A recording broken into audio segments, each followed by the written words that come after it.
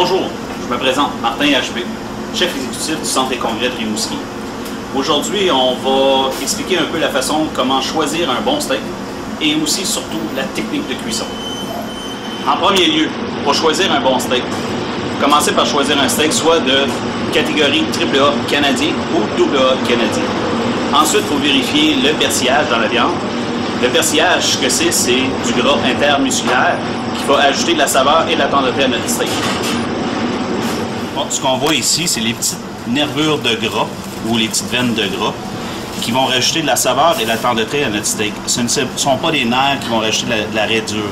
C'est vraiment du gras qui va rajouter de la saveur. Technique de cuisson d'un steak. On commence par avoir une surface qui est relativement chaude. On parle de 380 à 420 degrés Celsius.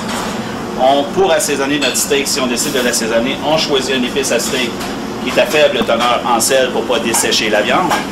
Pour l'assaisonner, on assaisonne de haut. Question de bien répartir l'assaisonnement pour pas avoir des concentrations. Quand on la dépose sur le charcoal, on entend le grésillement, ce qui veut dire que notre température est bien bonne. Et on laisse aller la chaleur. Question de déterminer la cuisson. Un des bons trucs parmi nous, les cuisiniers d'expérience, c'est d'y aller avec nos doigts. Au toucher. On ne tranche jamais ou on ne pique jamais une viande pour pas qu'elle perde son jus. Au toucher, la façon de le savoir, c'est avec l'index, on touche le bas de notre paume. En touchant là, en mettant une pression, ça nous dit que le steak est saignant. Prochain doigt, il est médium bien cuit. Vous allez voir que c'est la même pression que vous allez retrouver sur votre steak. Il faut bien réussir notre cuisson sur le charcoal. Ce qu'il faut faire, c'est une fois qu'on a déposé notre viande sur la grille, c'est de laisser la chaleur agir et faire ce qu'elle a à faire. On ne lui touche pas pendant 2 à 3 minutes. Ce qu'on peut faire, c'est la réassaisonner sur l'autre côté et on la laisse aller. Au moins de 2 à 3 minutes sur la grille. Puis on va la tourner pour faire un quadrillé d'un quart de tour.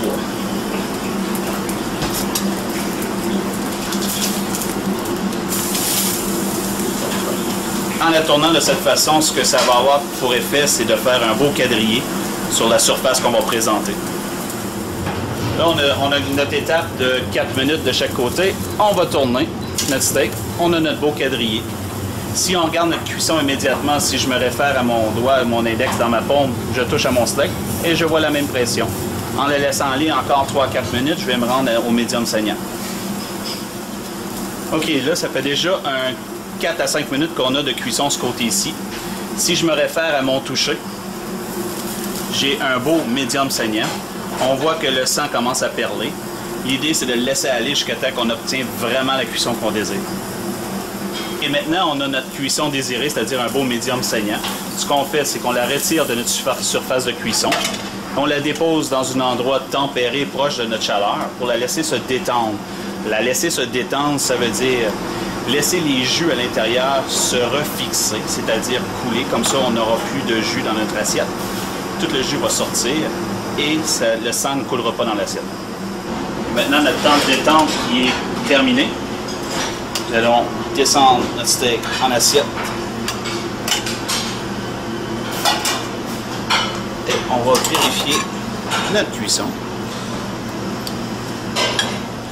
Comme vous pouvez voir, notre cuisson, elle est parfaite. On va écouter. C'est plus qu'excellent. Si jamais vous ne voulez pas vous tracasser avec une cuisson de steak, venez nous voir, on va s'en occuper.